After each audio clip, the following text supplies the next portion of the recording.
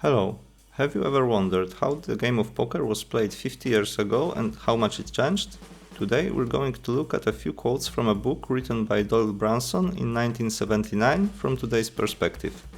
Super System was the first book that covered poker strategy for No Limit Texas Hold'em, and for many years it was treated like a Bible. Doyle wrote it shortly after winning 2 WSOP main events and already was considered one of the best cash players in the world. And that's why there's never going to be a computer that will play world-class poker. This statement in the era of solvers sounds ridiculous, but I want to point at something else. I'm not sure what he really meant, but the idea that you can play the same hand in different ways and all of them are right is revolutionary. It's very impressive that someone could have this thought long before we got close to equilibrium in poker. Today mixed strategies are all over GTO solutions, but almost 50 years ago it wasn't obvious at all. An ace-king is a better hand than two aces or two kings for two very important reasons. 1. You'll win more money when you make a hand with it. And 2. You'll lose less money when you miss a hand with it. Okay, this is also pretty funny, but again, it wasn't so obvious back then. To correctly estimate EV of our play, we need a pretty big sample of hands, and for example, to gather 10,000 of played aces, a live player, even if he plays 10 hours a day for 7 days a week, would need around 30 years to collect them. Today computers can calculate this in seconds. Here we can see that on full ring table, opening aces from first position nets us more than 13 big blinds on average, and ace-king off earns us only 1.27 BB, around 10 times less. So this gap is huge. Doyle's reasons sound logical, but he shouldn't give this kind of statement in his book before proving it. I'll give you another example. Ace-king off is better hand than ace-king suited because it can make two different flushes. This isn't true, but if you don't do any math or simulations, this might make sense when you hear that. You should never re-raise with two queens or two jacks before the flop. I grouped these quotes on one screen because they all show how tight preflop game was back then. Kings and aces were only hands that you were supposed to 3-bet.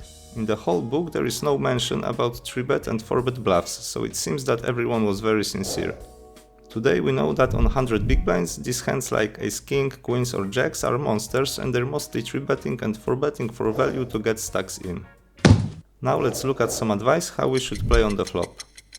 Whenever I raise the pot before the flop, I'm going to bet after the flop about 90% of the time. This is a very simple strategy that was used for many years, but GTO Solutions taught us that this is way too much.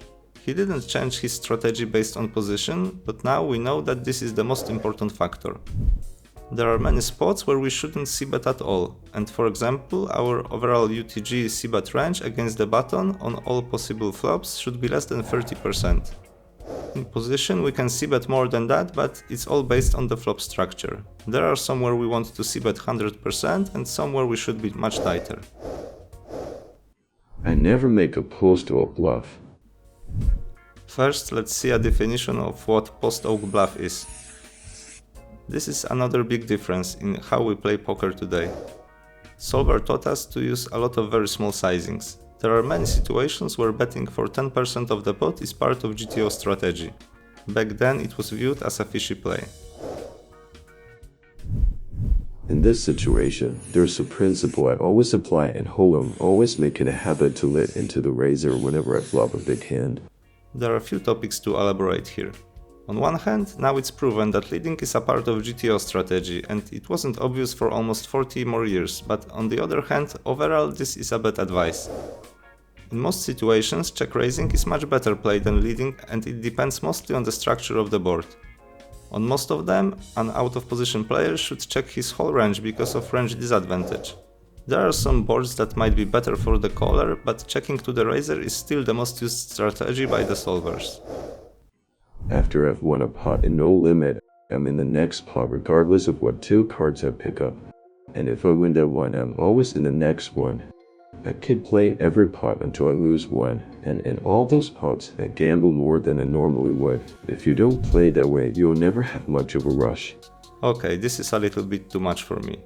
I thought that we'll be talking about poker, not tarot, and this is some esoteric astrological stuff I'm not expert on. This book is pretty old, but it's not from medieval times, and this had to sound ridiculous even when the book came out. That's it for today. Let me know if you like other video formats like this one, or do you think I should continue focusing on hand reviews. If you have any other interesting ideas of what you want to see on this channel, I can assure you we read every comment and we're open to any suggestions. Don't forget to subscribe and see you next time. Bye!